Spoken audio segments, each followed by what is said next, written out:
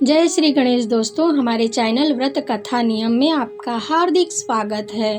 दोस्तों, सावन का पवित्र व पावन माह आ चुका है। शिव भक्त इस माह का इंतजार करते रहते हैं ताकि वे अपने भोलेनाथ भगवान को प्रसन्न कर सकें और उनकी कृपा पा सकें। भोलेनाथ को प्रसन्न करने के लिए भक्तगण सावन के पूरे माह की व्रत करते हैं। कई लोग सावन सोमवार का व्रत करते हैं। ऐसे में अगर आप किसी कारण व्रत नहीं कर पा रहे हैं तो आप इस कथा को जरूर सुने। एक समय की बात है, किसी नगर में एक साहूकार रहता था। उसके पास धन की कोई कमी नहीं थी, लेकिन उसकी कोई संतान नहीं थी। इसी कारण वह बहुत दुखी रहता था। पुत्र पाने के लिए वह प्रत्येक सोमवार को व्रत रखता था और श्रद्धा के साथ शिव मंदिर जाकर भगवान शिव और माता पार्वती जी की पूजा करता था। उसकी भक्ति को देखकर एक दिन माँ पार्वती प्रसन्न हो गई और भगवान शिव से उस साहूकार की मनोकामना पूरी करने को कहा। पार्वती जी की इच्छा सुनकर भगवान शिव जी ने कहा कि हे देवी, इस संसार में हर प्राणी को उसके कर्मों का फल मिलता है और उसके भाग्य में जो भी लिखा है वह उसे भोगना ही पड़ता है। लेकिन पार्वती जी ने साहूकार की भक्ति का मान रखने के लिए उसकी मनोकामना पूर्ण करने को कहा। माता पार्वती के आग्रह पर शिव जी ने साहूकार को पुत्र प्राप्ति का वरदान तो दे दिया, लेकिन साथ ही यह भी कहा कि उसके बालक की आयु केवल 12 वर्ष होगी। माता पार्वती और भगवान शिव की बातचीत साहूकार सुन रहा था, इसलिए उसे ना तो इस बात की खुशी थी और न ही दुख। वह पहले की तरह ही शिव जी की पूजा करता रहा। कुछ समय के बाद साहूकार के घर एक पुत्र का जन्म हुआ। जब बालक 11 वर्ष का हुआ तो साहूकार ने उसे पढ़ने के लिए काशी भेज दिया।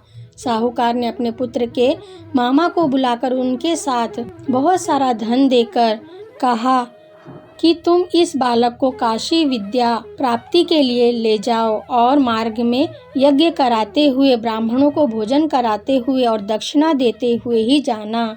तो मामा भांजे यज्ञ कराते और ब्राह्मणों को दान दक्षिणा देते काशी की ओर चल पड़े। रास्ते में एक नगर पड़ा, जहाँ नगर के राजा की कन्या का विवाह था। जिस राजकुमार से उसका विवाह होने वाला था वह एक आंख से काना था। राजकुमार के पिता ने अपने पुत्र के काना होने की बात को छुपाने के लिए एक चाल सोची। उसके मन में एक विचार आया कि क्यों ना साहूकार के लड़के को दूल्हा बनाकर राजकुमारी से विवाह करा दूं। विवाह के बाद इसे धन देकर विदा कर दूंगा और राजकुमारी को अपने नगर ले जाऊंगा। फिर साहूकार के लड़के का विवाह राजकुमारी के साथ करा दिया। लेकिन साहूकार का पुत्र ईमानदार था। उसने अवसर पाकर राजकुमारी की चुन्नी के पल्ले पर लिखा कि तुम्हारा विवाह तो मेरे साथ हुआ है, लेकिन जिस राजकुमार के संग तुम्हें भेजा जाएगा वह एक आंख से काना है। मैं तो काशी पढ़ने जा रहा हूँ। जब राजकुमारी ने चुन्नी पर लिखी बातें पढ़ी तो उसने अपने माता पिता को यह बात बताई। राजा ने अपनी पुत्री को विदा नहीं किया, जिससे बारात वापस चली गई। दूसरी ओर साहूकार का लड़का और उसका मामा काशी पहुँचे और वहां जाकर उन्होंने यज्ञ किया। जिस दिन लड़की की आयु 12 साल की हुई उसी दिन यज्ञ रखा गया। लड़के ने अपने मामा से कहा कि मेरी तबीयत ठीक नहीं है। मामा ने कहा तुम अंदर जाकर सो जाओ। शिव जी के वरदान के अनुसार कुछ ही देर में उस बालक के प्राण निकल गए।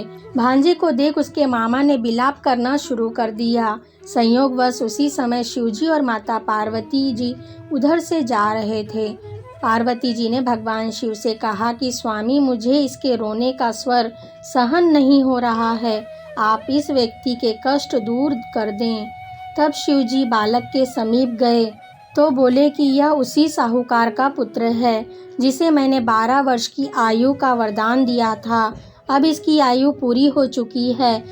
लेकिन मातृत्व भाव से विभोर माता पार्वती ने कहा कि हे महादेव, आप इस बालक को और आयु देने की कृपा करें, अन्यथा इसके माता पिता इसके वियोग में तड़प तड़प कर मर जाएंगे। माता पार्वती के आग्रह पर भगवान शिव ने उस लड़के को जीवित होने का वरदान दिया। शिव जी की कृपा से वह बालक जीवित हो गया।